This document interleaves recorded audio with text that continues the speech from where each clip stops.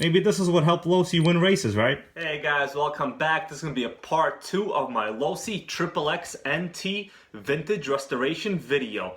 I have on my large screen TV here, part 1. Feel free to check it out. Basically, I talked about all the issues on this RC, mainly the fact that the motor was completely seized. So in this part, what I'm going to do, I'm going to go over a little bit more of the history. I was able to dig up some pretty interesting stuff. Remember I showed you guys my Nitro magazine? This is a October 2002 issue. So it is really old. And guess what I found in it? That's right, an advertisement for the LOSI xxx-nt. This is a slightly higher level. This is the Adam Drake edition.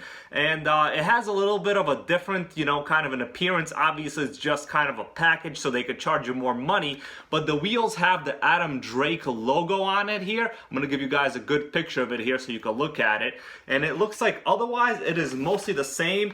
I could tell that it just has a different nylon spur gear, which mine doesn't have. Mine has a regular black spur gear, which is basically stripped. But I've come up with a way to maybe refurbish it, and hopefully I can spend $0 on this and get this thing running. I think, based on my past experience, all I probably have to do, we're going to disassemble the engine, see what's exactly wrong with it. So it's going to get a little bit down and dirty right here. But you know what? I promised this video to you guys, and my goal is to make this at least start and run. At least maybe I can get it to do, something. If not, we're going to have to think beyond that point. The other difference that I could basically tell right off the bat between this one and the Adam Drake edition is mine only says the word graphite once.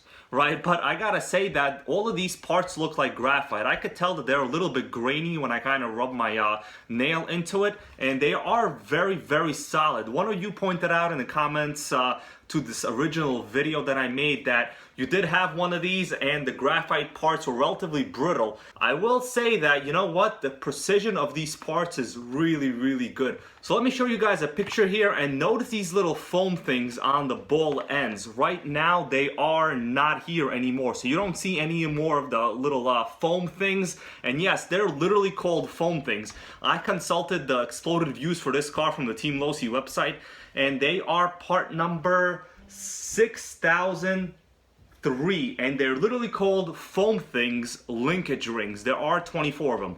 So the goal of these is to protect all of your main connections from basically dirt getting in there. Really nice touch, and I gotta say there's absolutely no binding in any of the actual links on this RC. Usually a lot of these older models, there's just so much binding because the plastic deteriorates, the metal kind of stays the same, and I almost always have to wind up putting WD-40 in almost all of these linkages. But these are loose, they're free. I can kind of wobble them with my hand, and you know what, there's absolutely no slop. The steering itself has very, very minimal slop.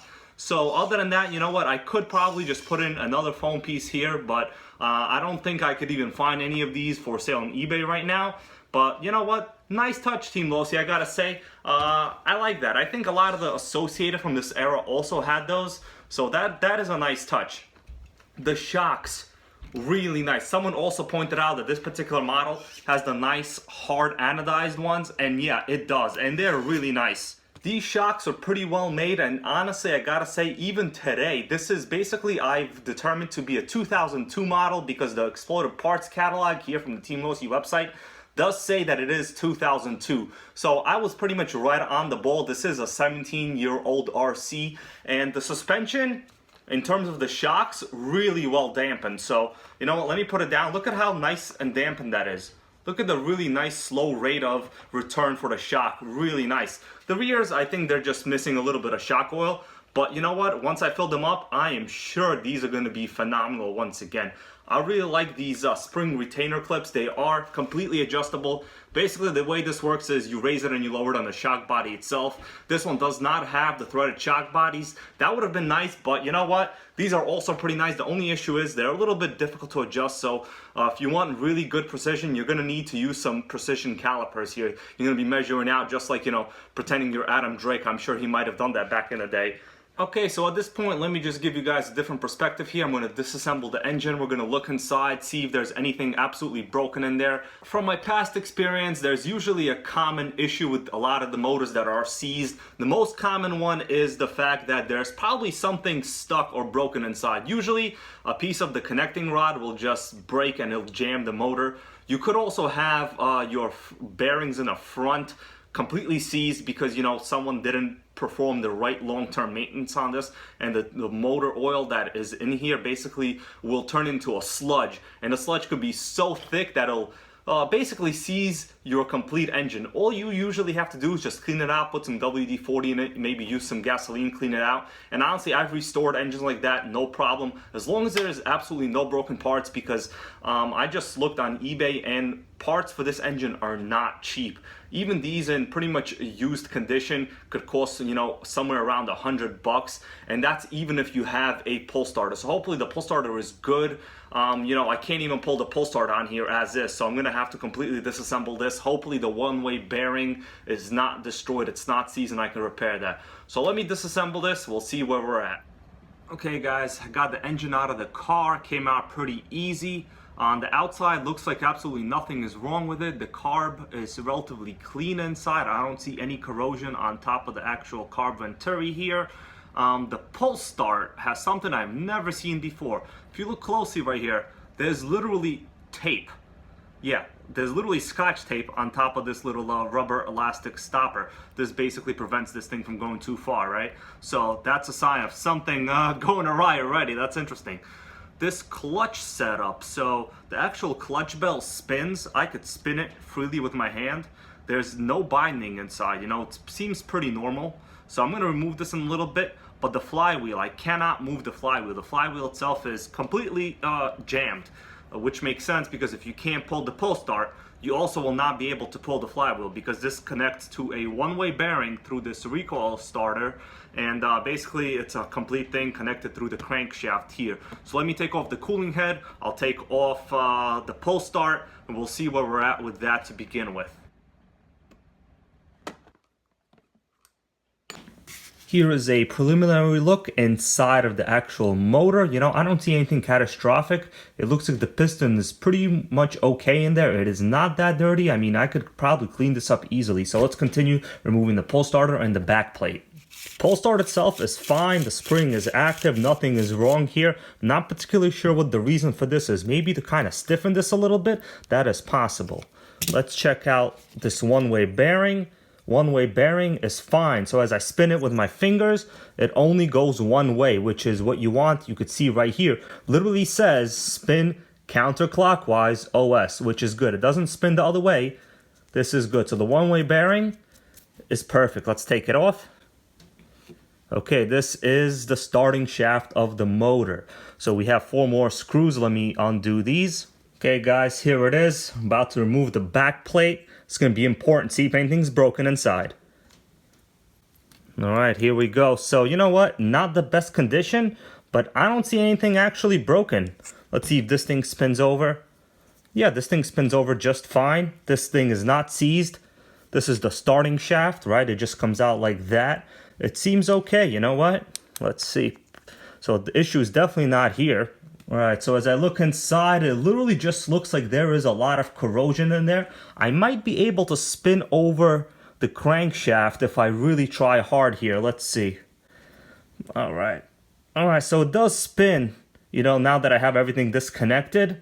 And the connecting rod looks like to be all in one piece. Seems fine. So it looks like, if you look at the bearings right there, the main crankcase bearings, it looks like they're just absolutely filthy right over here. You see all that kind of gooed up jelly-like material in there? That is definitely what is stopping this motor from moving freely. So I am sure once I disassemble all of this and clean it properly, you know what? This should be nice look inside the engine. There's absolutely nothing wrong there at all. Seems fine to me. Alright, actually I freed it up a little bit. It's beginning to move a little bit easier actually. That is really good news, guys. Let's disassemble this whole clutch bell assembly here. Here is our clutch. The clutch is in really good shape. It seems tight, nothing wrong with it.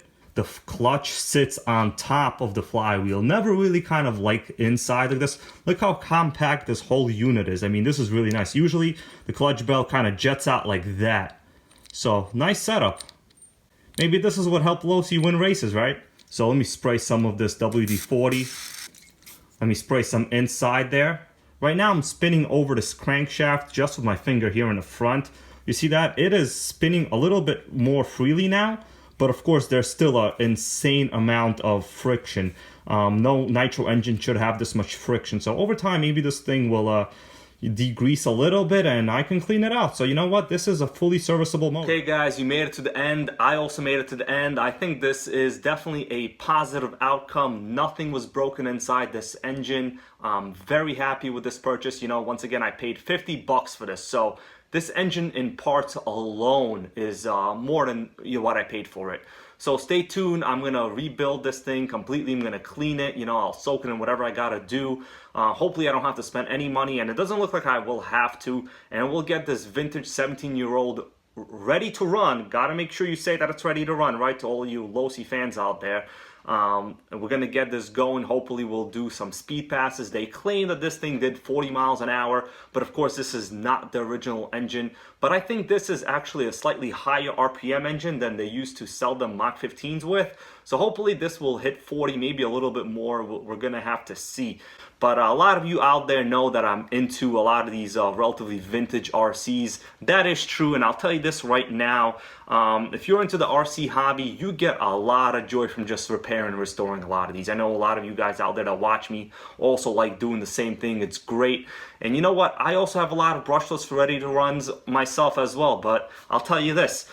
Their learning curve is kind of flat. So, you know, I have all the current Traxxas models out there. I have the HPI 8 scales out there. They're great, but you know what? Once I'm done running them, I really don't think about them that much. It's one of those things where maybe I'll run it every half a year, whatever. One of these nitros, especially the older ones, it's just so kind of cool. Maybe it's part of the nostalgia. I have a very cool, very vintage RC coming soon. Pretty much what started it all for the stadium trucks, in my opinion. And that is definitely going to be one of the oldest RCs that I have. So stay tuned. We're going to take a look at that one soon too. Thanks.